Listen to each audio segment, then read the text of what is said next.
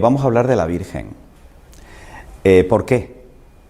Pues por una razón muy sencilla, porque me obligan. Y cuento un poco mi historia. Yo en realidad soy experto en la sábana santa. De hecho, mi tesis doctoral la he escrito sobre ese tema. Y muchísima gente me decía, bueno, pero ¿y cuándo vas a hacer algo sobre la Virgen? Y pensé, bueno, ya lo haré.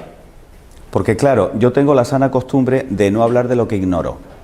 Y como el tema de la tilma de la Virgen de Guadalupe es una cosa bastante compleja, yo tenía un cierto reparo, no por nada, sino sencillamente por la falta de tiempo para poder prepararlo con el rigor con el que yo quiero dar las conferencias. El 1 de enero yo me quedé desempleado, porque la empresa en la que yo estaba trabajando se ha vendido. Y entonces pensé, pues mira, me va a venir de maravilla, porque ahora voy a tener un poquito más de tiempo para preparar esto para la Virgen y además se lo ofrezco como intención para ver si de esa forma ella, que es mi valedora y mi agente laboral, me reubica en un sitio en el que pueda seguir siendo útil.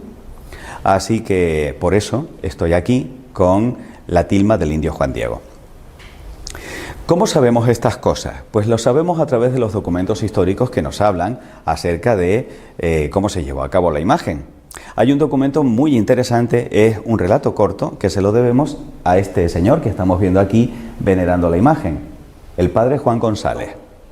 Él era el secretario y el intérprete del primer obispo de México, Fray Juan de Zumárraga, que no sabía hablar náhuatl, que es el idioma que utilizaban los indígenas en el momento de la aparición.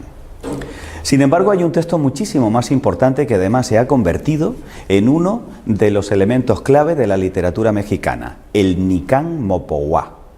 Ese texto se lo debemos a Antonio Valeriano, que era un indígena increíblemente culto. No solamente sabía hablar perfectamente castellano, sino que también hablaba latín, se convirtió en gobernador durante muchísimo tiempo y hay documentos que hablan de la valía que tenía este hombre. Él además escuchó en muchas ocasiones de boca del propio Juan Diego el relato, Juan Diego el Vidente, que os voy a contar a continuación. Y concluyó la redacción del Nicán Mopohuá en el año 1548, que fue el momento en el cual fallecieron Fray Juan de Zumárraga y el indio Juan Diego, el vidente de esta aparición. De hecho, quiero que os fijéis que en la parte superior de la primera página de este texto dice justamente esas dos palabras, Nicán Mopohuá, que en náhuatl significa aquí te cuento o aquí se cuenta. ¿Y qué es lo que se cuenta? Bueno, pues para poder contaros la historia de la aparición de la Virgen de Guadalupe nos vamos a ir de Barcelona a México y vamos a trasladarnos también en el tiempo, al 9 de diciembre del año 1531. Lógicamente, México como tal no existía. México es un estado moderno. En aquel momento se llamaba Tenochtitlán.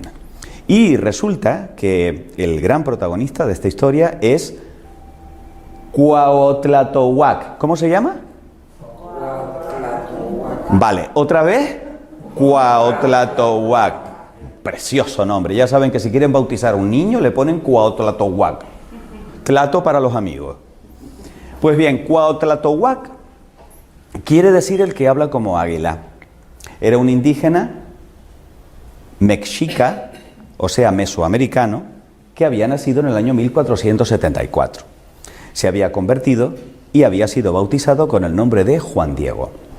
Juan Diego tenía 57 años en el momento de la aparición.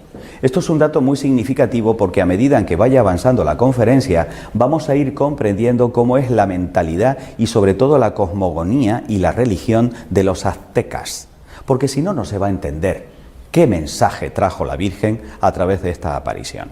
Por lo tanto, quedémonos con esto. Cuauhtlatohuac es el que habla como águila, ya veremos qué significado tiene eso para el indígena, y que tuvo la aparición cuando ya era un anciano, con 57 años. En aquel momento era ya bastante viejito. ¿Y qué es lo que nos cuenta el Nicán Mopohuá? Pues que el indio Juan Diego iba desde su lugar de residencia hasta Tlatelolco, que era donde se encontraban los misioneros para poder recibir la instrucción religiosa, en la mañana del 9 de diciembre de 1531.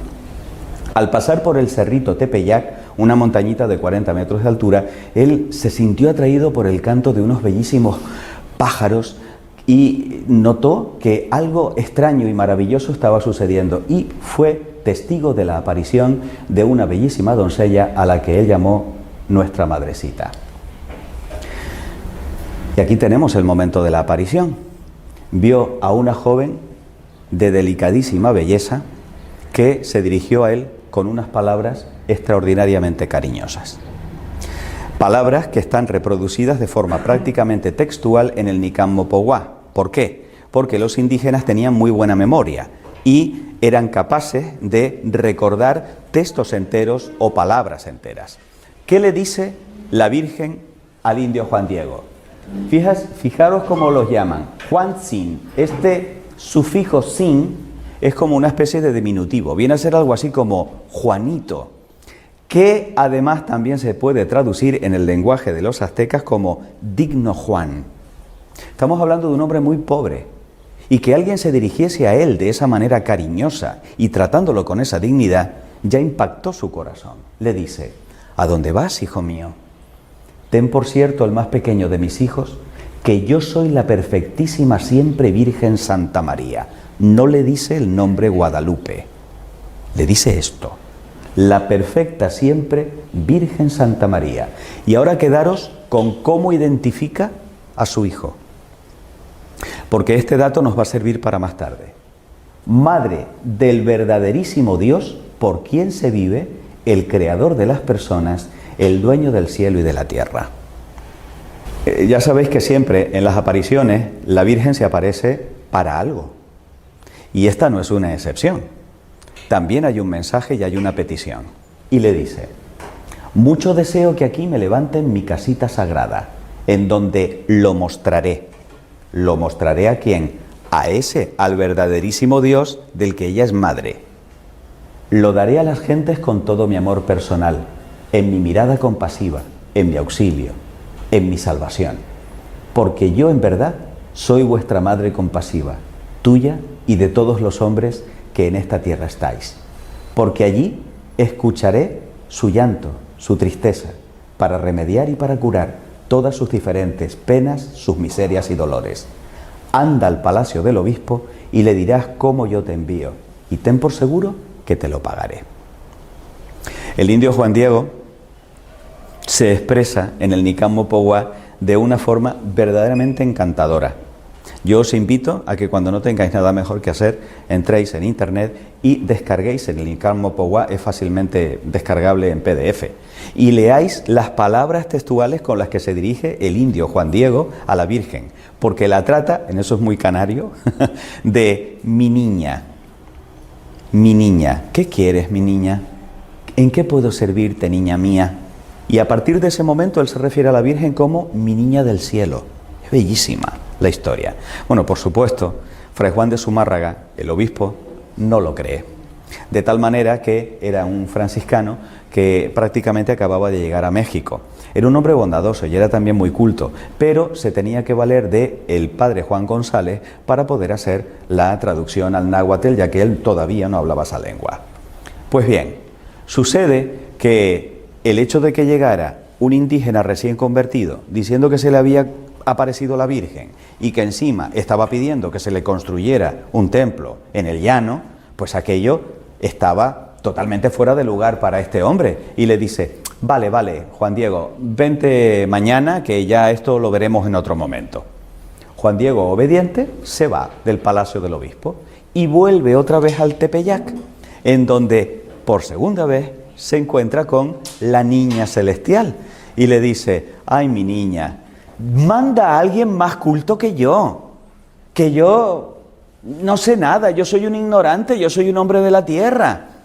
A lo cual la Virgen le responde: escucha al más pequeño de mis hijos, ten por cierto que no son escasos mis servidores, mis mensajeros, pero es muy necesario que tú personalmente vayas, y mucho te ruego, hijo mío el menor, y con rigor te mando, que otra vez vayas mañana a ver al obispo, y de mi parte hazle saber mi voluntad. El indio Juan Diego se despide de ella y por supuesto queda que en efecto va a volver al día siguiente para poder insistir en el mensaje que tiene para Fray Juan de Zumárraga. En esa segunda entrevista con el obispo tampoco le cree, y entonces Fray Juan de Zumárraga, ya, como decimos en Tenerife, un poco mosqueado, le dice: bueno, dile a tu niña que te dé una señal, para que así yo pueda creerla. Juan Diego no ve nada raro en esa petición, todo lo contrario, se pone muy contento porque dice: ay, qué bien, porque seguramente mi niña me va a dar la señal que me está pidiendo el obispo. Sin embargo, Fray Juan de Zumárraga ordena a 2 sirvientes que sigan a Juan Diego, a ver qué hace, a dónde va, y si de verdad es cierta la historia. Juan Diego era un hombre que se conocía perfectamente a aquellos andurriales, y aunque él no sabemos si sabía que le estaban siguiendo, iba de una forma muy rápida y, a pesar de ser un viejito, cogió camino y como que despistó a los sirvientes. Los sirvientes se cogieron un rebote y se lo tomaron muy mal, y entonces volvieron otra vez a Fray Juan de Zumárraga y le empezaron a decir: mira, olvídate, porque este es un cuentista. Esto lo que te está contando son mentiras, no le hagas caso, vete a saber qué es lo que quiere, etcétera, etcétera. Y empezaron a malmeter de Juan Diego con el obispo Fray Juan de Zumárraga. Pues bien, una tercera aparición, en la cual le dice: mi niña del cielo, el obispo me pide una señal. Dame algo para que yo le pueda demostrar que en efecto estás aquí ante mí. Y entonces le dice la Virgen: bien está, hijo mío. A mí esto siempre me ha llamado la atención, ¿eh?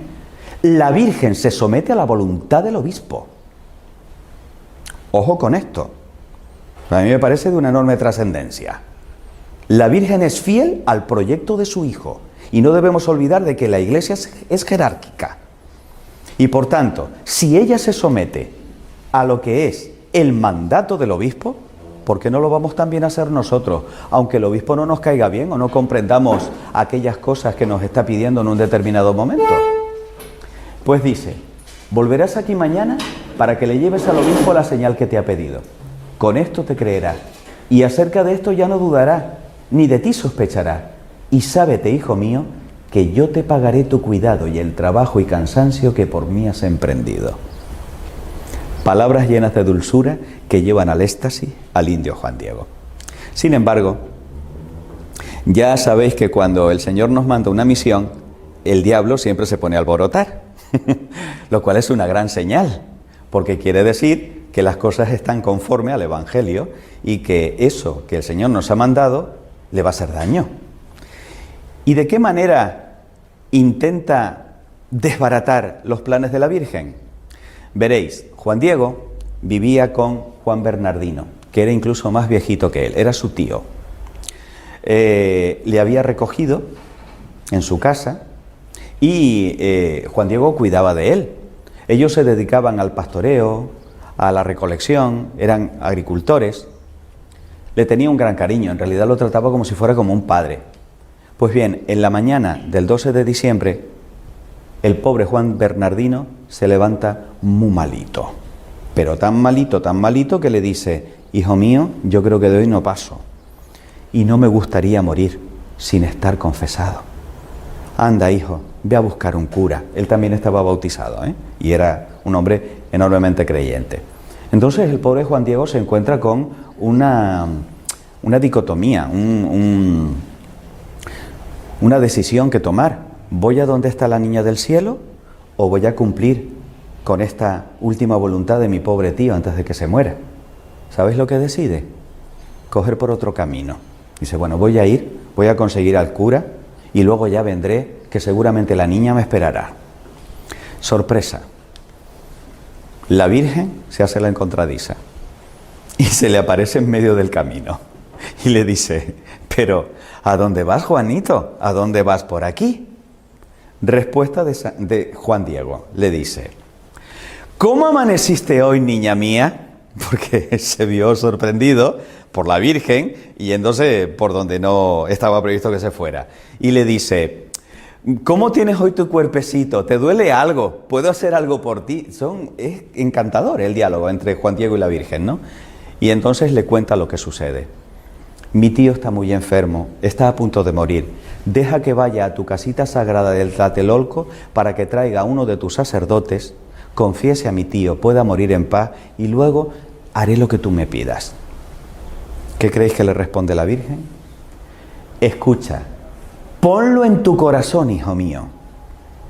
Bellísimas palabras que nos recuerdan el Evangelio de San Lucas, que en varias ocasiones nos dice, la Virgen conservó esto y meditó esto en su corazón. Pues ella le dice lo mismo a Juan Diego. Que no es nada lo que te espantó, lo que te afligió, que no se perturbe tu rostro ni tu corazón. No temas esta enfermedad, ni ninguna otra cosa punzante, aflictiva. No estoy aquí yo, que soy tu madre. No estás bajo mi sombra y mi resguardo. No soy la fuente de tu alegría. No estás en el hueco de mi manto, en el cruce de mis brazos. Son bellísimas las palabras. ¿Tienes necesidad de alguna otra cosa? Que ninguna cosa te aflija, te perturbe. Que no te apriete con pena la enfermedad de tu tío, porque de ella no morirá por ahora. Ten por cierto que ya está bueno. Imagínense la alegría de Juan Diego, saber que ya no tenía que ir a Tlatelolco ni que preocuparse por su Juan Bernardino, porque estaba seguro de que la Virgen iba a curarle. Y entonces la Virgen, no contenta con eso, le dice, anda, sube a lo alto del cerro en el que nos encontramos y tráeme de allí las flores que encuentres. Maravilla. Cuando Juan Diego sube a lo alto del Tepeyac, se encuentra con que de manera milagrosa la Virgen ha hecho florecer en pleno invierno mexicano rosas de Castilla. Flores completamente desconocidas en aquel lugar. ¿Y qué es lo que hace? Lleno de alegría porque dice, bueno, con esto me creerá el obispo. Las recoge en el ayate o tilma, que es como una especie de ponchito que llevaba por encima. Las recoge, coge todas las que puede. Además, está embriagado con el olor y se da cuenta de que las flores desprenden una iridiscencia totalmente antinatural, pero que le llena de alegría y de gozo solamente viendo aquello. Y entonces se las lleva a la Virgen. ¿Sabéis lo que hace la Virgen? Con todo su amor las toca y las coloca ella misma con sus manos y las acomoda dentro de la yata del indio Juan Diego. Y le dice, mi hijo menor, estas diversas flores son la prueba, la señal que llevarás al obispo. De mi parte le dirás que vea en ellas mi deseo y que por ello realice mi querer, mi voluntad. Y tú que eres mi mensajero, en ti absolutamente se deposita mi confianza. Y mucho te mando con rigor que nada más a solas, en la presencia del obispo, extiendas tu ayate y le enseñes lo que llevas. Y le contarás todo puntualmente. Le dirás que te mandé que subieras a la cumbre del cerrito a cortar flores y cada cosa que viste y admiraste, para que puedas convencer al gobernante sacerdote, palabras textuales, para que luego ponga lo que está de su parte para que se levante mi templo que te he pedido. El indio Juan Diego sale corriendo. Le faltan tiempo para llegar al palacio del obispo. ¿Y qué es lo que se encuentra? Se encuentra con los sirvientes que le maltratan y que tratan de robarle el contenido que él llevaba atesorado en su corazón. Yo estoy seguro de que él hubiera dado la vida para evitar que alguien le hubiera quitado aquello, porque el mandato de la niña era que se lo tenía que mostrar al obispo. Por fin, después de mucho suplicar, llega un momento en el que él se sienta en la puerta y dice, no me moveré de aquí hasta que no vea al obispo. Le dejan pasar. Ellos también intuyen que hay algo especial en esa carga que trae Juan Diego. ¿Y qué es lo que sucede? Pues que el obispo le dice, bueno, si has traído esa señal de tu niña del cielo, muéstramela. El indio Juan Diego, siguiendo el mandato de la Virgen, le cuenta todo y en ese momento deja caer las rosas a los pies del obispo. De tal manera que no solamente aparecen las rosas, sino que aparece también grabada de manera milagrosa la imagen de la Virgen Santísima en el ayate del indio Juan Diego. Por supuesto, al obispo Fray Juan de Zumárraga no le queda la más absoluta duda de que, en efecto, el relato del indio es auténtico y se convierte en el primero de los que veneran la imagen de la Virgen de Guadalupe en su oratorio privado. Era imposible, cuando se hizo pública aquella noticia, acoger a tanta gente que iba a llegar hasta allí. Y ese es el motivo por el cual en una procesión fue trasladada a la iglesia, para que de esa manera todo el mundo pudiese también venerar la imagen de la Virgen. Estamos en la mañana del 12 de diciembre de 1531. Lo que acabamos de ver, por supuesto, es una recreación con unos actores, pero este es un cuadro que representa a Fray Juan de Zumárraga en el momento en el cual se aparece la Virgen de Guadalupe. Quiero que os quedéis, por favor, con esta cara de Fray Juan de Zumárraga, porque, repito, es otro dato que también nos va a servir más tarde cuando os muestre una cosa a medida en que os vaya explicando todo lo que se sabe sobre la tilma del indio Juan Diego, porque lo maravilloso es que la tilma la tenemos en la actualidad y se ha estudiado científicamente, y por eso estoy yo aquí, para contaros las maravillas que hay con respecto a esta reliquia maravillosa. Simultáneamente, la Virgen Santísima se aparece a Juan Bernardino y efectivamente le cura de su enfermedad y le revela su nombre. Pero atención, porque aquí entramos en una parte muy importante de la conferencia, que es saber cuál es el verdadero nombre que revela la Virgen Santísima a Juan Bernardino. Para poder comprender esto es imprescindible que por un momento yo abra un paréntesis en la conferencia y os cuente algo sobre la mitología de los aztecas. Tened en cuenta que esto se produce 40 años después del descubrimiento de América por parte de Colón y 10 años después de la conquista de México por parte de Hernán Cortés y sus 500 soldados. O sea, prácticamente Europa acaba de descubrir a esta civilización. Era una gente, pues como cualquier otro pueblo. Se casaban, tenían sus hijos, cultivaban la tierra. Es importante que veáis en esta imagen la manera en la cual las mujeres casadas, desde el momento en el que ya contraían matrimonio, se colocaban el cabello. Porque eso era un signo para el azteca de que esa mujer era de un hombre. Al igual que nosotros hoy llevamos el anillo de casado o de casada, que es un signo de que efectivamente ha habido una consagración matrimonial, pues esa es la manera, el signo que tenían las aztecas de diferenciarse de las que estaban solteras todavía. Es decir, cuando un hombre veía a una mujer desconocida en la calle, si llevaba el cabello recogido así, ya sabía que era una mujer casada, no hacía falta que le dijera nada más. Los aztecas dominaban a las 300 tribus que en aquel momento estaban en esa zona, de tal manera que asombró a los castellanos la extraordinaria arquitectura, las infraestructuras que ellos habían construido. En ese punto eran increíblemente avanzados y también lo eran en la observación del cosmos. Eran unos astrónomos extraordinarios, porque en ello les iba la supervivencia.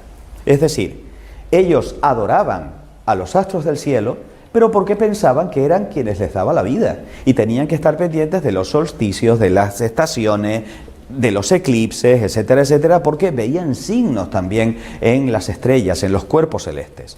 En eso eran extraordinarios. Sin embargo, hay un punto realmente terrible en la cultura de los aztecas en este momento, y era su religión, porque desafortunadamente era una religión sangrienta.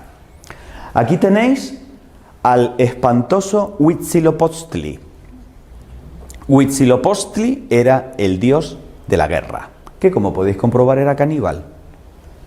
Es más, ellos estaban convencidos de que para que volviera a salir el sol al día siguiente había que alimentar a Huitzilopochtli para que se comiera las entrañas de las víctimas en vez de comerse al sol. Es decir, para ellos era un ritual sagrado el llevar a cabo los sacrificios humanos horribles que sobrecogieron a Hernán Cortés y a los soldados cuando descubrieron todo esto. Es más, en un determinado templo había un ídolo en honor a Huitzilopochtli con la boca abierta, y cuentan los cronistas que se escuchaba una voz demoníaca a través de aquel ídolo que pedía víctimas y que tenía una sed de sangre insaciable. De tal manera que En la crónica de Hernán Cortés y sus 500 soldados en 1519 se dice que el propio Hernán Cortés, con un martillo, destruyó aquel ídolo horrorizado con lo que estaba viendo. Pero tengan en cuenta que cuando ellos iban a la guerra, no mataban, cosechaban, capturaban a las pobres víctimas y luego esas eran las que servían de sacrificio para Huitzilopochtli y compañía.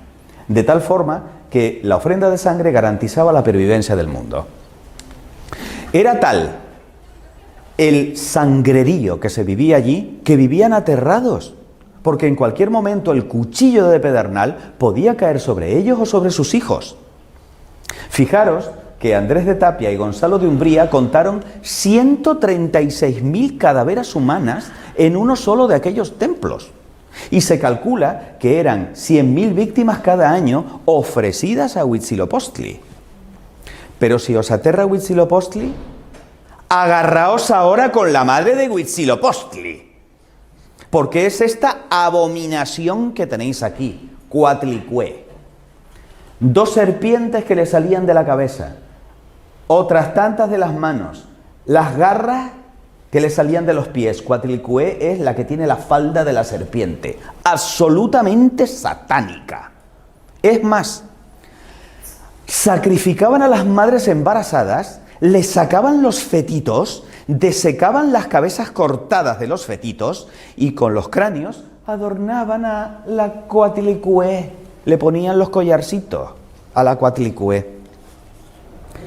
¿Sabéis dónde tenía el templo Coatlicue?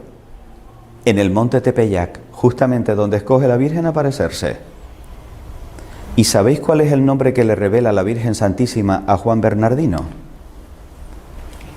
Ella es la Virgen Tecuatlazupe, la que aplasta a la serpiente.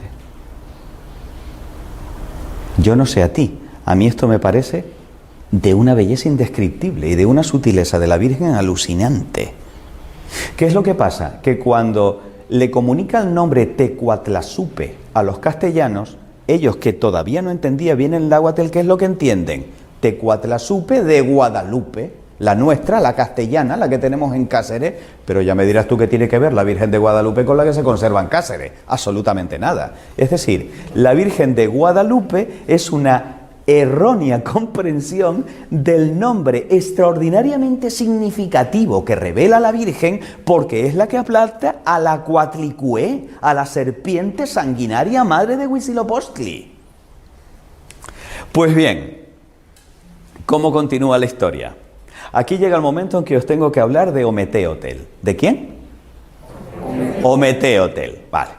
Pues resulta que Ometeotl, dentro de el panteón de dioses aztecas, era un dios raro, porque a diferencia de Huitzilopochtli, que era el dios de la guerra, y el dios sanguinario, y el dios caníbal, este era el inventor de sí mismo, y era el dios de la vida, y era el dios de la alegría, y era el dios de la naturaleza, el que hacía brotar las plantas, y era el dios que mantenía la unidad entre todos. Era un dios extraño, y además era un dios que no tenía forma antropomórfica, sino que se representaba con esta especie de espiral, y en medio había una flor llamada Nahuioyin, que a partir de ese momento comienza a ser el símbolo de ese dios de la vida y de ese dios universal y cósmico que mantiene a todos unidos. Ometeotl. ¿Sabéis cómo conocían a Ometeotl? A ver si os suena algo. El creador de las personas, el dueño del cielo y de la tierra, el verdaderísimo Dios por quien se vive. ¡Ay, qué casualidad! Resulta que la Virgen se identifica a sí misma como la madre de este. Fijaros cómo es un mensaje para los aztecas, es un mensaje para los indígenas, que ellos comprendieron perfectamente. Pero no queda ahí todo. Vamos a estudiar con calma los símbolos que podemos encontrar en la Virgen de Guadalupe.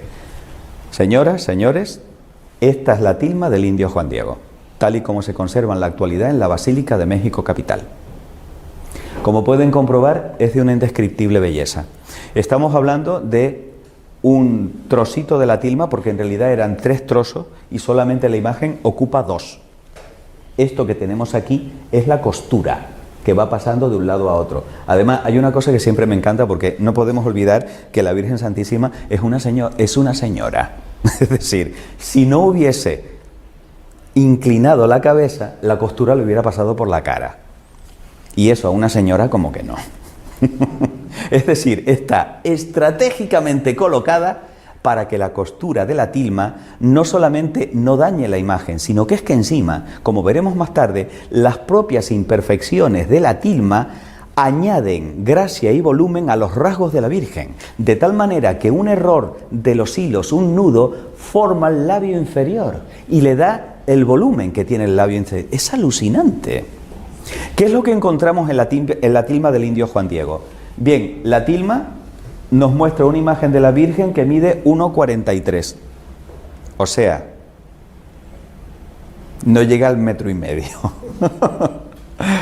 Pero tiene proporción áurea. No sé si habéis oído de esto. Los artistas, los pintores, los escultores están buscando la perfección de la belleza. Y resulta que han descubierto que hay como una proporción en todo lo que nos resulta bello a los seres humanos, que es justamente esa, la proporción áurea, perseguida ya desde el tiempo de los griegos en todas sus esculturas y pinturas. Pues muy bien, esta tiene esa proporción y ha sido estudiada desde ese punto de vista. Pero no solo eso, es que se ve en el revés de la tela. Eso quiere decir que de alguna manera los pigmentos están impregnando y atravesando la tela entera. Pero cuidado, porque el lienzo, es decir, la tilma, no estaba preparada. No tenía ningún tipo de apresto, ni ningún material, ninguna textura para poder evitar que esas imperfecciones dañaran lo que se iba a reflejar allí. A ningún pintor se le hubiera ocurrido trabajar con un trozo de tela que no estuviera previamente preparado. Pero es que además esto no es pintura, porque no hay huella de pincel. Es como si de alguna manera la imagen estuviera fotocopiada, serigrafiada encima de la tela, lo cual no tiene explicación, porque esto no se puede hacer por mano humana, porque si no, no tendría estas características. Y aquí se parece un poco la imagen de la Virgen de Guadalupe con lo que nos encontramos en la Sábana Santa. Son imágenes imposibles, imágenes que no se pueden reproducir con la tecnología contemporánea, pero son imágenes que requieren una explicación por parte de la ciencia, porque están ahí. No se pueden negar, no es una entelequia filosófica, es algo que se puede palpar, medir y pesar y llevar a un laboratorio. Los hilos resaltan los detalles y en realidad estamos hablando de un pictograma. Los aztecas no escribían con letras, sino que utilizaban imágenes, algo así como los egipcios y los jeroglíficos, pictogramas, es decir, dibujos que representan cosas. Vamos a ver qué es lo que representa detalladamente la imagen de la Virgen de Guadalupe. Por lo pronto lleva el pelo suelto. ¿Qué quiere decir eso? No está casada, es virgen. Esta muchacha es virgen. Indiscutiblemente, cuando el indígena ve el pelo, dice, esta no está casada. No solo eso, sino que además lleva un broche de jade con la cruz dibujada. Daros cuenta de que el jade era una piedra semipreciosa que ellos pulían para hacer los espejos y la consideraban divina. ¿Por qué? Porque les mostraba la imagen, a ellos mismos, su imagen, la veían reflejada en el jade. Es más, al ver que el jade que lleva el broche tiene el mismo signo que ellos veían en los estandartes de los conquistadores y en las velas de los conquistadores, dicen, uy, cuidado, porque esta es de la misma religión de estos que vienen del otro lado del mar, a los cuales también nosotros consideramos dioses. Porque, ¿sabéis el tema de Hernán Cortés, no? Ellos pensaban que eran dioses también, porque no los habían visto nunca con casco y con barba, que era justamente como representaban algunos de sus dioses. Por lo tanto, no tuvieron duda de que aquellos eran superpoderosos. Cuidado con esto, porque a veces se interpreta mal. A nosotros, occidentales, el ver a alguien así nos da la idea de estar rezando. No. Para un azteca, el colocar la mano así significa, te traigo un regalo, tengo un obsequio para ti. Este es el signo de regalo para los aztecas. Con lo cual, ellos comprenden, esta nos trae un regalo. Vamos a ver qué regalo nos trae. El ceñidor, indiscutiblemente, significa que esta muchacha, que es virgen, está embarazada. Y ya les va sonando eso que le contaban los misioneros, de que la madre de Jesús, a pesar de ser virgen, tuvo a Jesús. Se cuentan 46 estrellas en todo su manto. Esto es tan impresionante que merecerá la última parte de la conferencia. Dentro de un rato os hablaré de las estrellas. Pero tened en cuenta que, además, los rayos del sol salen detrás.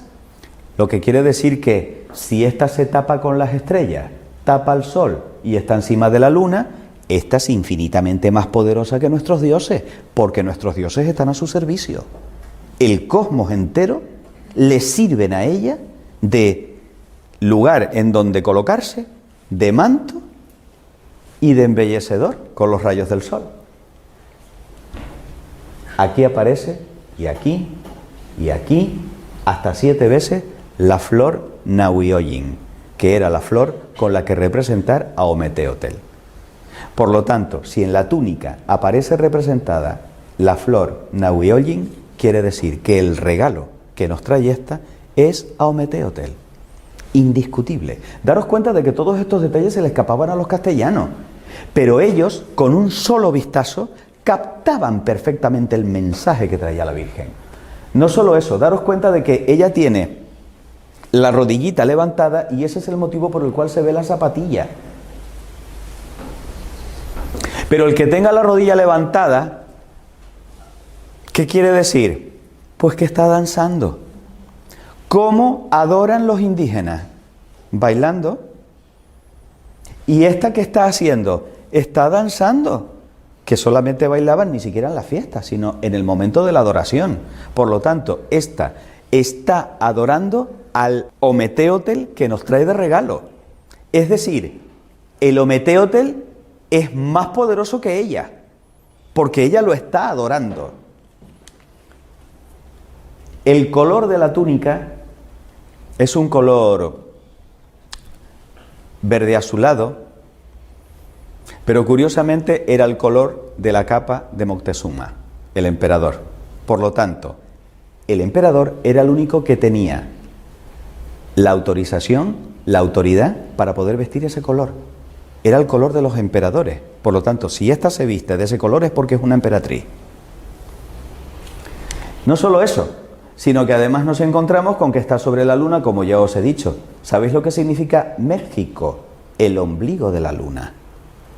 Por lo tanto, ella viene a posarse sobre nuestra tierra.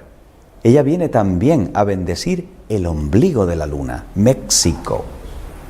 Y por último, el angelito. Quiero que os fijéis que el angelito tiene cara de anciano y que además va vestido con la camisa que llevaban los convertidos, los indígenas convertidos. Pero no tiene alas de angelito, tiene alas de águila. Es que habla como águila. Es Juan Diego. Es decir, nos está trayendo a la Virgen. Y fijaros que con una mano coge el cielo, representado en la túnica, en el manto, y con otro coge la tierra, que es la túnica. Él une el cielo y la tierra a través de la Virgen Tecuatlazupe. Bellísimo. Bueno, pues una vez analizados los símbolos de la Virgen de Guadalupe, vamos a seguir profundizando en lo que es la teología aztecas. Tened en cuenta que para ellos había dos elementos absolutamente clave, que era el templo y las flores. ¿Por qué el templo? El templo tenía forma de montaña, pero esto es una constante en prácticamente todas las culturas. Las pirámides también tienen forma de montaña. ¿Por qué? Leed la Biblia. Incluso Jesús, todos los hombres de la Biblia suben y bajan de las montañas. Las montañas es el lugar privilegiado de encuentro con Dios. Claro, evidentemente, aquí vemos que es una montaña ensangrentada. Pero, ¿qué sienten ellos cuando descubren que los conquistadores ocupan sus templos?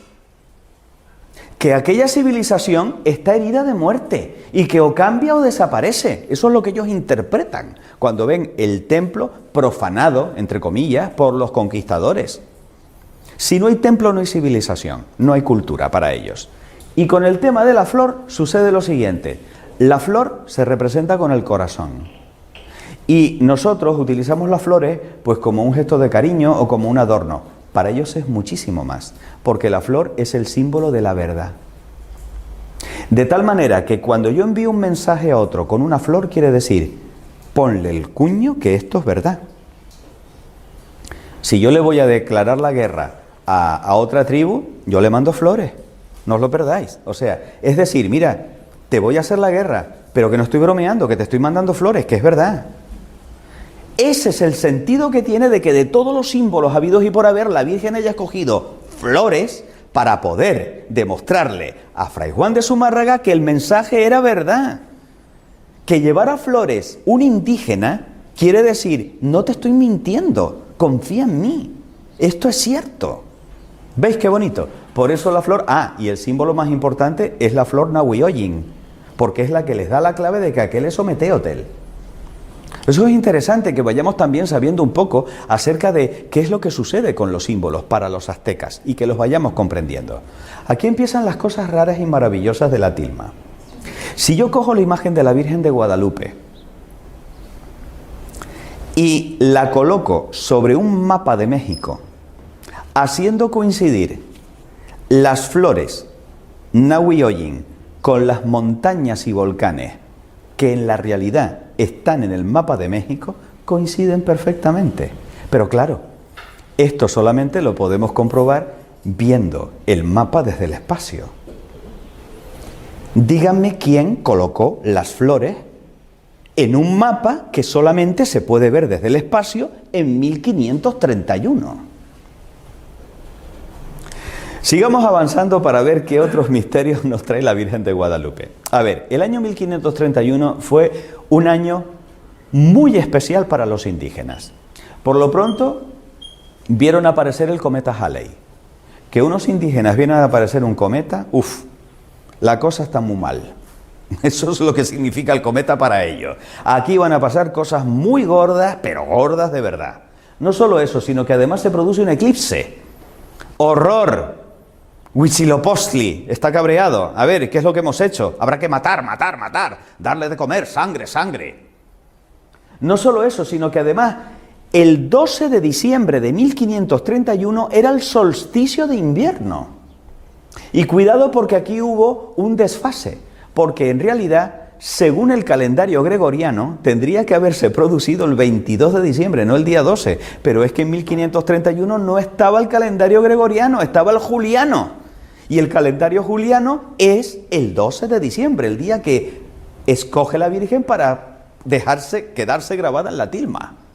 El solsticio de invierno, ¿qué significa? Acaba la oscuridad y empieza la luz. Se acaba un periodo de oscuridad y ahora vamos a empezar con este sol que renace, con estos días que a partir de ahora van a empezar a ser más largos, a vivir de una manera diferente. Se produce un terremoto, tela, eso significa que los pilares de la tierra se están conmoviendo, se destruyen los templos y llega una epidemia de viruela para la cual los indígenas no tenían protección natural, no tenían los anticuerpos de la viruela y los empieza a matar. Y ellos dicen, vamos a ver, nos cargamos a 100.000 personas al año, alimentamos a Huitzilopochtli con toda la sangre que nos pide. Y resulta que ahora que no tenemos templo, que ya no hacemos sacrificio, el sol sigue saliendo, después del eclipse vuelve otra vez a haber luz, una de dos, o nuestros dioses eran mentiras o nosotros no hemos hecho la adoración correcta. ¿Veis lo que significa todo lo que pasó justamente en ese año? Pues bien, todo esto llevó, amigos y amigas, a que en la siguiente década 9 millones de indígenas se convirtieran al cristianismo. Los misioneros no daban abasto a hacer bautizos. ¿Por qué? Porque estaban abandonando una religión de muerte y de oscuridad para abrazar una religión de amor y de vida y de luz, que era la que traía la Tecuatlazupe. Por lo tanto, toda esa leyenda negra que hay sobre lo de la conquista y que se obligaba bajo pena de muerte a los indígenas y no sé cuánto, cuidadito, que hay que analizar bien los datos y que por suerte ahí tenemos la historia y los documentos históricos. Pues bien, El Papa Benedicto XIV recibió inmediatamente, aparte de que se difundió toda la historia de la Virgen de Guadalupe por el cristianismo entero, una copia de la tilma del indio Juan Diego, y la Virgen terminó coronada como emperatriz de América. Hoy en día, este es el actual templo en México capital en el que se conserva la tilma del indio Juan Diego. Es el séptimo de los templos. Fue consagrado el 11 de febrero de 1976, Día de la Virgen de Lourdes. Y no solo eso, sino que tiene 10.000 personas de aforo. Fijaros además que tiene la forma como de la capa de la Virgen, ¿no? O sea, entramos bajo el amparo de la Virgen, debajo de su manto, debajo del manto de la Virgen. Es indiscutible que la cultura mexicana se ha fraguado en torno a la Virgen de Guadalupe. La Virgen de Guadalupe es omnipresente en todo México, de tal manera que tengo una amiga mexicana que me dice algo que ya yo había oído en boca de otros mexicanos, y es: ay, es que Andrés, nosotros puede que no seamos católicos, pero todos seamos guadalupanos. Es decir, la Virgen de Guadalupe es el amor de los mexicanos. Y eso sí, a lo mejor le dan cachetadas a la iglesia, pero a la Virgen de Guadalupe no se la toque. La Virgen de Guadalupe es una cosa especial. Nuestro bien amado Papa Francisco le tiene una devoción muy especial a la Virgen de Guadalupe. ¿Pero por qué? Porque resulta que hay un dato del Papa Francisco que desafortunadamente, desde mi punto de vista, ha sido silenciado de manera sistemática por los medios de comunicación, y es que el Papa Francisco, ahí donde lo ves, es un científico, está licenciado en ciencias químicas. ¿A que esto no lo sabían todos? O sea, por primera vez en 21 siglos, un científico se sienta en el trono de San Pedro, lo cual yo creo que es maravilloso para la Iglesia, puesto que es un hombre capaz de distinguir los hechos de las opiniones. Es decir, él comprende la naturaleza extraordinaria de la imagen reflejada en la tilma, como veremos a continuación, que no tiene una explicación racional, y por tanto, él, cada vez que tiene oportunidad, habla de la Virgen de Guadalupe y, por supuesto, se encomienda a la Virgen de Guadalupe. ¿Cuál es el siguiente paso para seguir profundizando? Vamos a analizar la tilma, porque da la sensación de que la tilma es indestructible. ¿Por qué digo esto? Cuando hablamos de la tilma, fijaros en esta imagen, es como esa especie de mantita con la que se cubrían los indígenas antiguos. Está hecha de ixtle, que es un tipo de agave. Es un tejido muy burdo, muy vasto. Pues bien, la tilma mide 104 por 170 centímetros, pero los tejidos de esta planta, una vez manufacturados, que más han resistido, no han durado más de 20 años. Y les estoy hablando de un tejido que de manera absolutamente antinatural ha pervivido 480 años sin que haya una explicación de cómo es posible que no se pudra. Porque además, 116 años estuvo sin protección. ¿Sabes lo que significa eso? Tú pon una tela y pon nada más que un año debajo de la tela, 10 velas todos los días. A ver qué le pasa a la tela. Imagínate 116 años de velas, de rosarios pasados, de pañuelos, de medallas, de que si a alguno le dolía el cuello, se rozaba también con la tilma para que se la quitara, porque era la medicina, era el gran remedio para todo. 116 años, maravilla, repele el polvo, repele a los insectos, no hay ni un solo huevo de mosca, no hay la más mínima suciedad en la tilma. ¿Cómo es esto posible? No tiene explicación. Ya de por sí llama la atención, pero por si eso fuera poco, date cuenta de que el Tepeyac se encuentra junto al lago Texcoco, que es un lago con una salinidad tan potente que en 80 años termina deshaciendo el hierro. ¿Cómo es posible que no le haya afectado a la tilma? ¿Y qué pasa si a la tilma le echamos un bote de ácido? Pero es que eso sucedió en el año 1795, dejaron caer encima, quiero pensar que de manera accidental, y ahí tenemos el documento del accidente que lo confirma, un bote de ácido nítrico. Esta es la mancha. Hubiera sido suficiente como para destrozar todo el lienzo. Si alguna vez tienes un botito de ácido nítrico, no metas el dedo, por si acaso. ¿Y qué es lo que pasa con la mancha del ácido nítrico? Que a medida que va pasando el tiempo se va desapareciendo la mancha, no el tejido. ¿Cómo es esto posible? Por si eso fuera poco, el 14 de noviembre de 1991, este mequetrefe, Luciano Pérez Carpio, subió devoto con un ramito a depositarla bajo los pies de la imagen de la Virgen de Guadalupe, con un potente explosivo de dinamita, que estalló, que reventó los cristales de toda la basílica, y que no solo eso, sino que hizo añicos los cristales de las casas de alrededor. Fijaros cómo quedó el Cristo de bronce que estaba también en el altar. Suficiente para destruir con creces la tilma. Y no sufrió ni un solo rasguño, ni la tilma ni el cristal, que no era antibalas. Lo de los cristales antibalas es reciente. Por cierto, voy a hacer un paréntesis. Yo solamente odio a un enemigo que crea que es real. ¿O no? Bien. Tanto odio en contra de la Virgen de Guadalupe, ¿por qué? Interesante reflexionar esto, ¿no?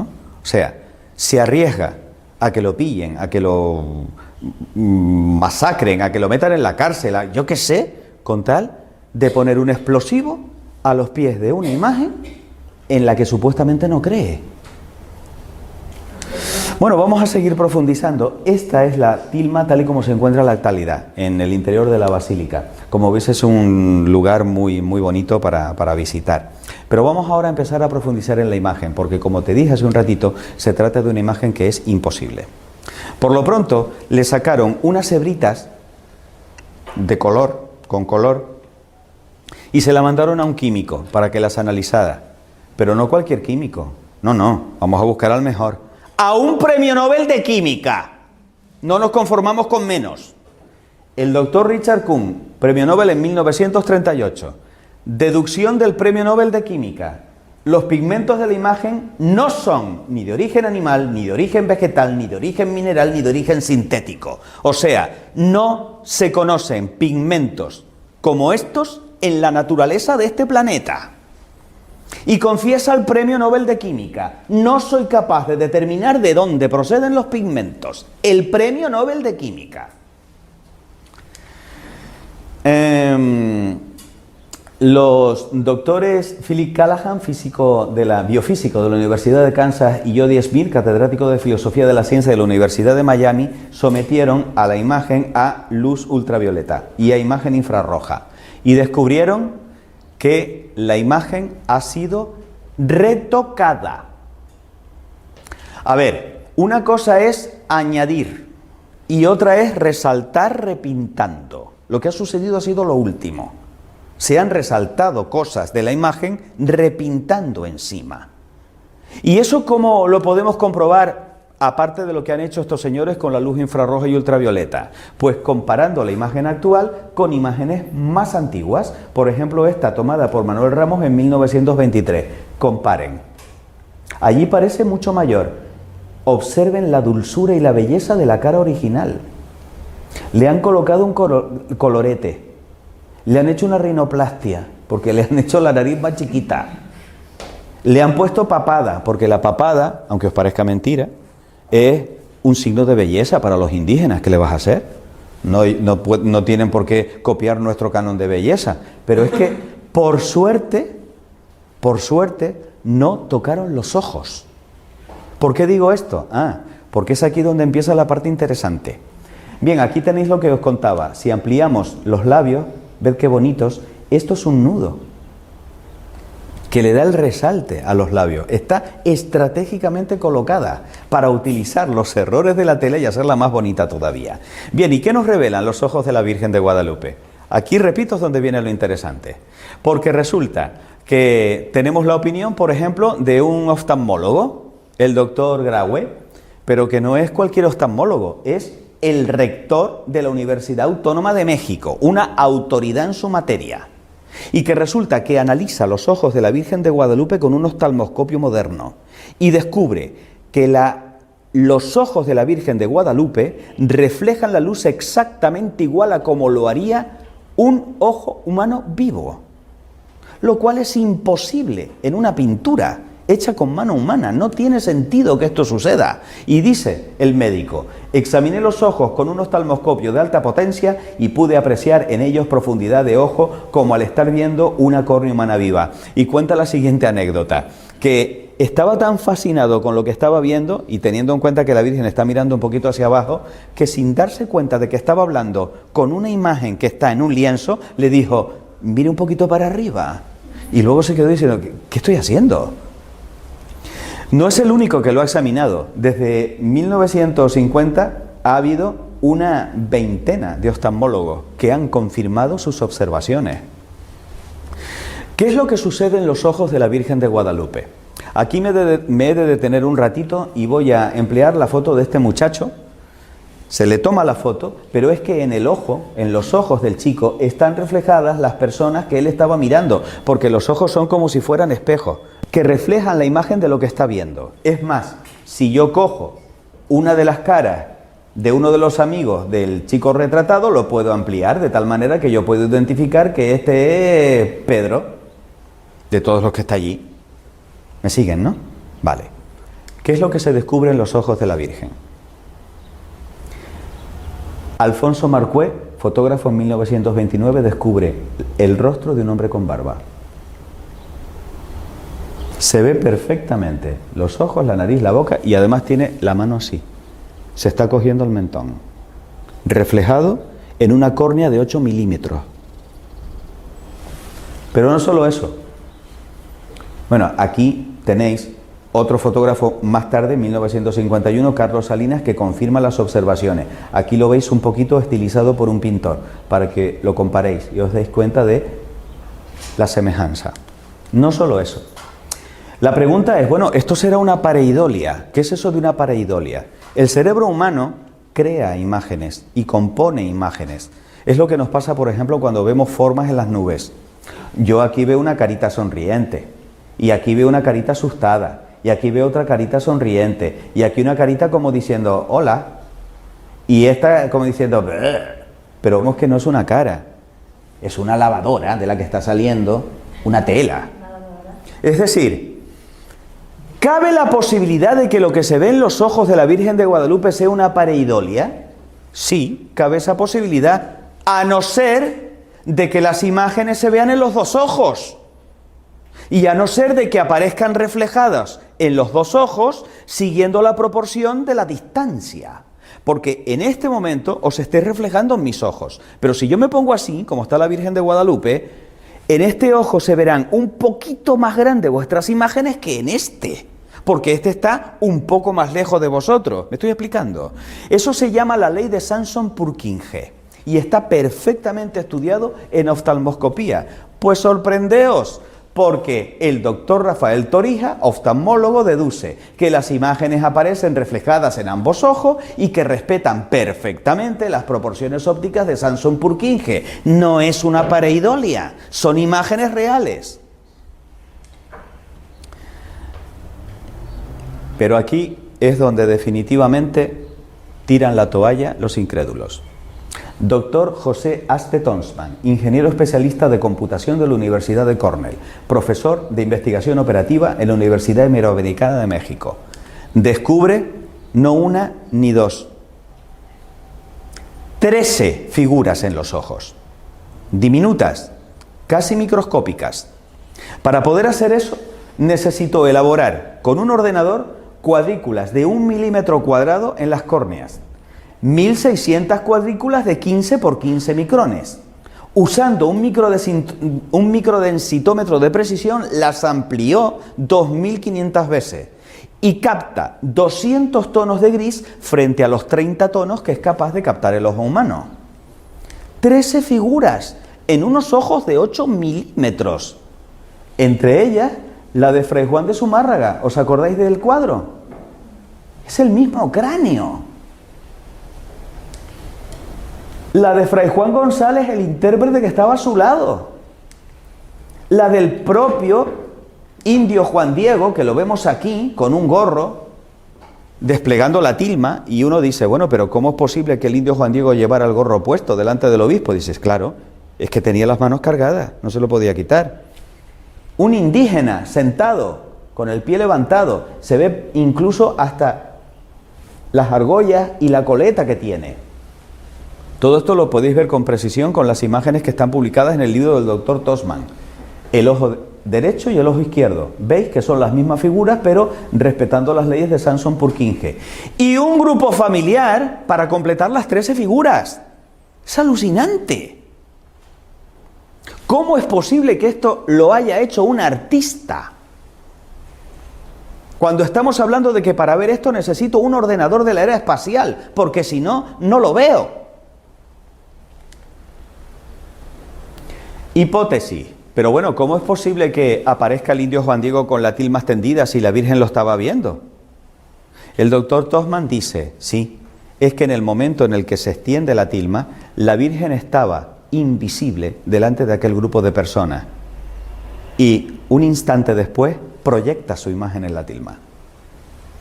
Y la proyecta reflejando lo que ella está viendo un momento antes. Esa es la hipótesis. Esta sería la situación que tendría la imagen dentro del grupo de personas que aparecen también reflejados en sus ojos.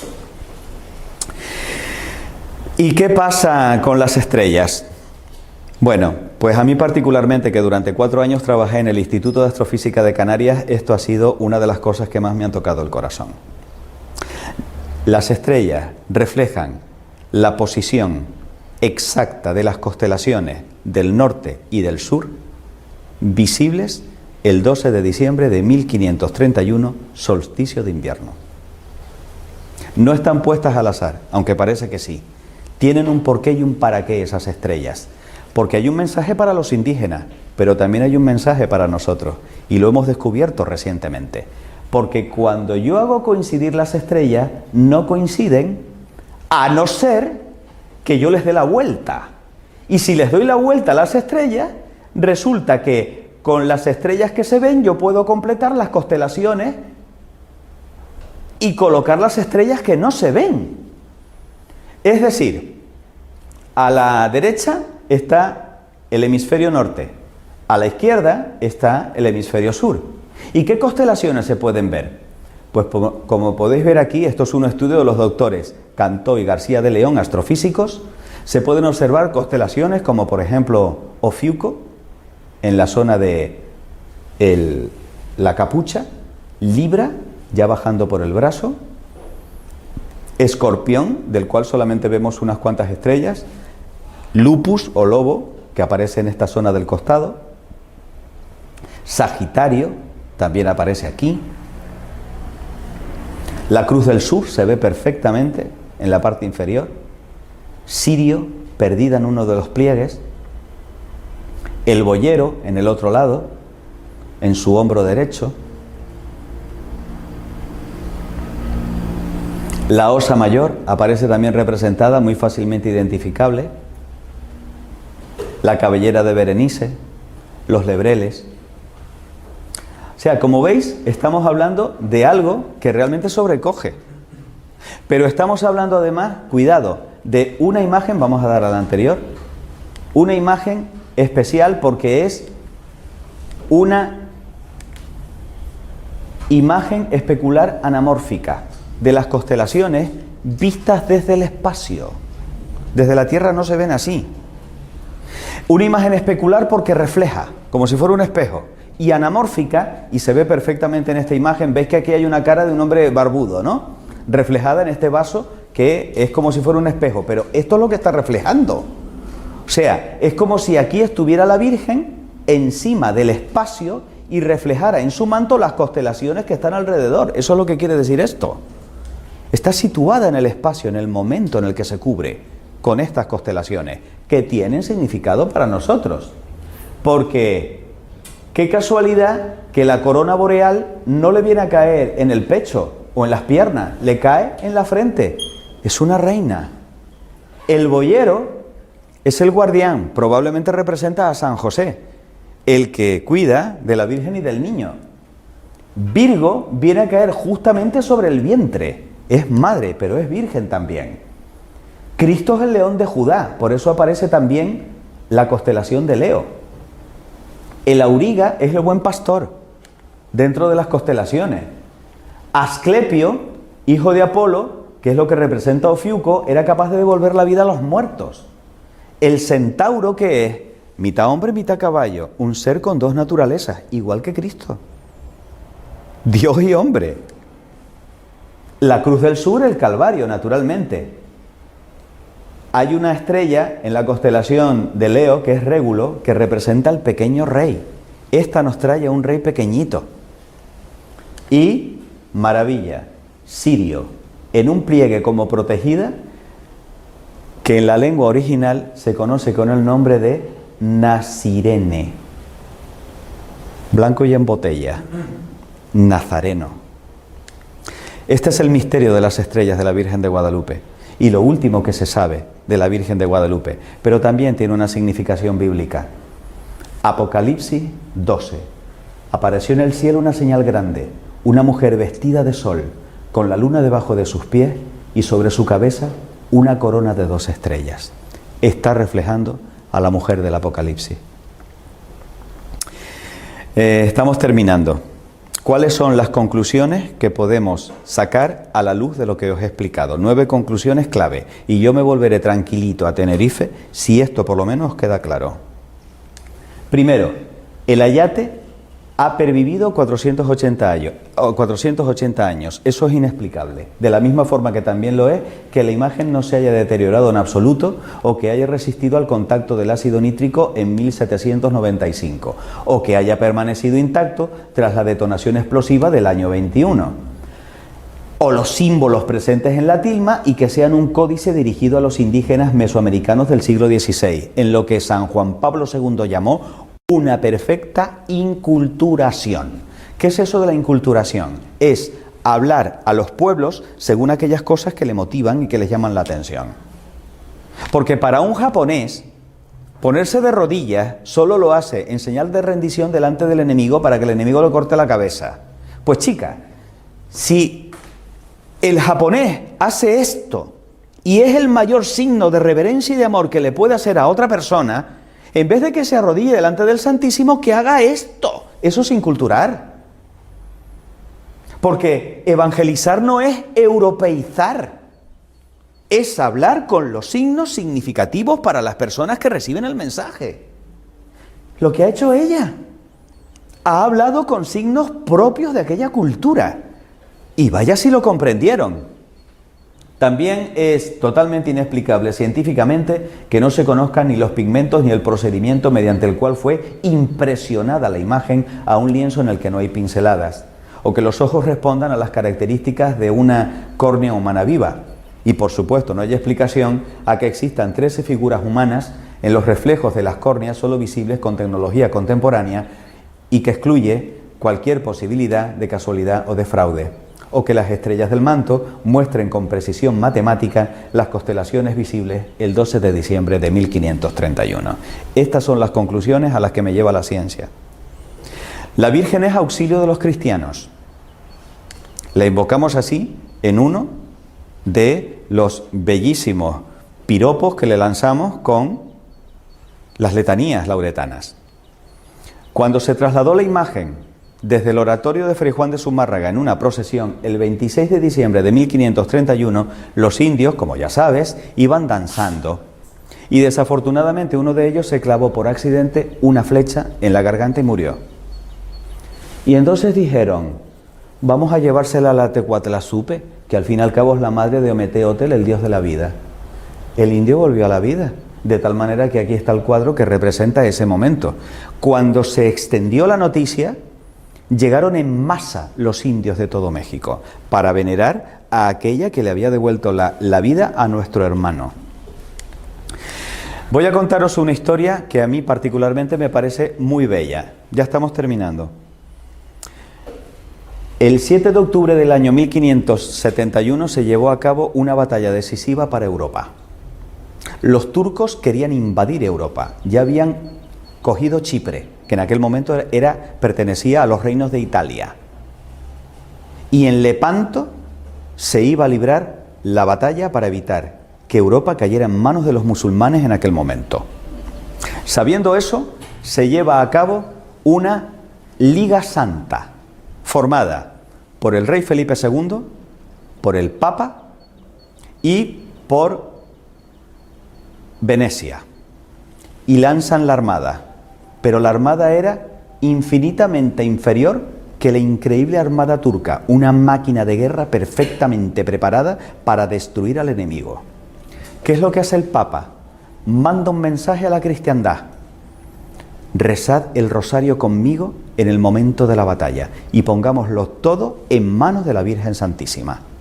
Andrea Doria, el almirante que iba al frente de una de las naves castellanas, de una de las naves de la Liga Santa, colocó en el estandarte la imagen de la Virgen de Guadalupe y de manera totalmente incomprensible empiezan los cristianos a ganar la batalla, a pesar de tener el viento en contra. Tampoco hay una explicación, ni siquiera desde el punto de vista estratégico militar, a que hayamos ganado la batalla de Lepanto frente a los turcos, a no ser que haya habido ayuda del cielo. De tal manera que, para confirmar que efectivamente ahí estaba sucediendo algo más que una batalla militar, el Santo Padre San Pío V tuvo una visión en el Vaticano, a muchos kilómetros de distancia de la batalla, de que se había ganado la guerra de Lepanto. Y así se lo comunicó a los cardenales que estaban en ese momento rezando con él. Y además se conservan las actas de la hora en la que el Papa dijo: tranquilo, hemos ganado la guerra gracias a la Virgen Santísima. Eso de auxilio de los cristianos es una letanía lauretana impuesta por el Papa San Pío V en agradecimiento por haber vencido la batalla de Lepanto. Ya no te olvidarás de eso cada vez que la pronuncies después de rezar el rosario. Bellísimo. La Madonna di Santo Stefano de Abeto se conserva, esta fue la que iba en el buque de Andrea Doria. Se conserva en la actualidad en Génova, pero tenéis una sorpresa aquí en Barcelona. No sé si lo sabéis. Tenemos al Cristo de Lepanto, que también iba en una de las naves. Tenéis la posibilidad de venerarlo en la Catedral de Barcelona. Maravilloso. Bueno, ¿y qué fue del indio Juan Diego después de todo esto? Sobrevivió 17 años a las apariciones. El indio Juan Diego se trasladó a vivir en una casita humilde, chiquitita, porque quería estar cerca de su niñita del cielo. Y el resto de su vida se dedicó a contar una y otra vez a la gente que se lo pedía el relato de las apariciones. El indio Juan Diego murió y la Virgen no se deja ganar en generosidad. Le había dicho: te lo pagaré, y vaya si se lo pagó. Porque el 31 de julio del año 2002, San Juan Pablo II decretó que Juan Diego es santo y está con su niña en el cielo. Por eso podemos invocarle como un santo, San Juan Diego, el que habla como águila, el que nos trae la nueva evangelización. ¿Cuál fue el milagro mediante el cual se canonizó al indio Juan Diego? Juan Barragán, un chico de 20 y pocos años, drogadicto, estaba pasando por el mono de no tener la droga, y fue tal su desesperación que se lanzó del balcón al suelo. 5º piso. Bajo los ojos de su madre, desesperada, que no pudo evitar que su hijo se tirara por el balcón.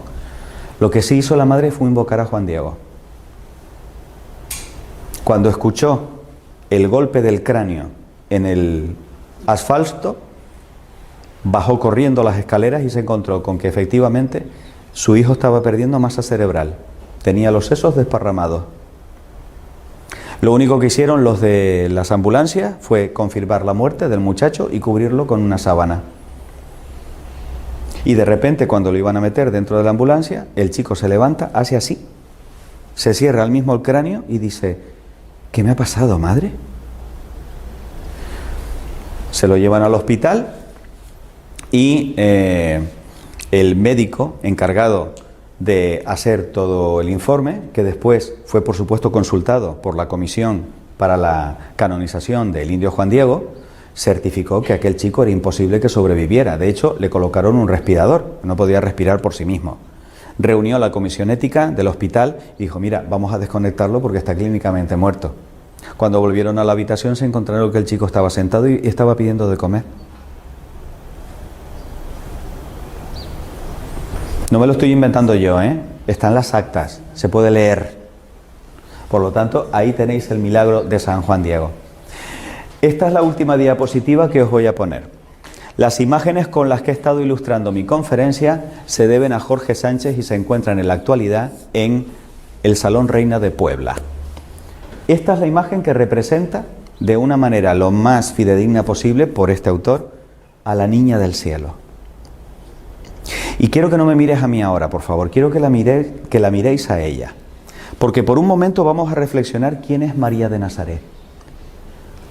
Una pobre aldeana que vivió hace más de 2000 años en un rincón del mundo que estaba sometido a una potencia militar extranjera llamada Roma.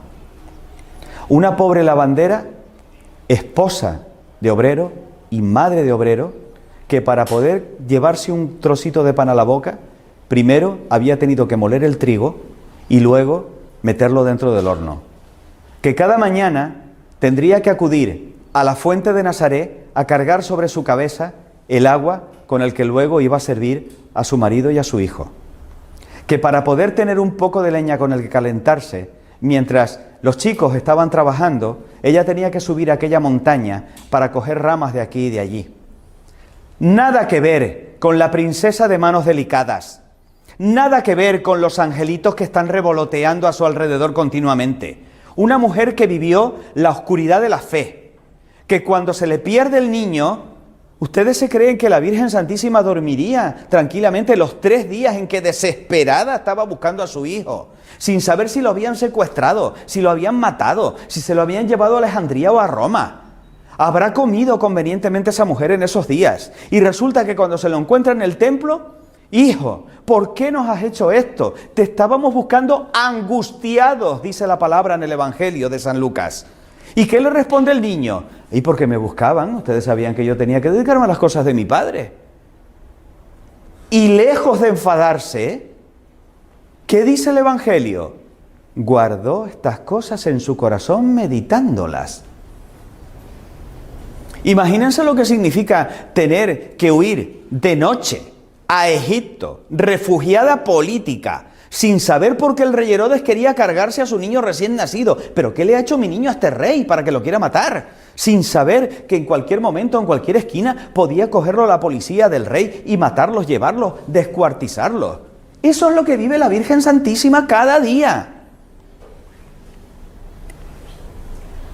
¿Por qué llamamos a la Virgen Reina de los Mártires? Tú sabes lo que es coger a tu hijo, que es lo que tú más quieres, y clavarlo en un palo de madera para que se desangre y se muera torturándolo delante de ti. No hay más dolor para una madre, y eso solo lo entiende una madre. Eso es lo que vivió la Virgen.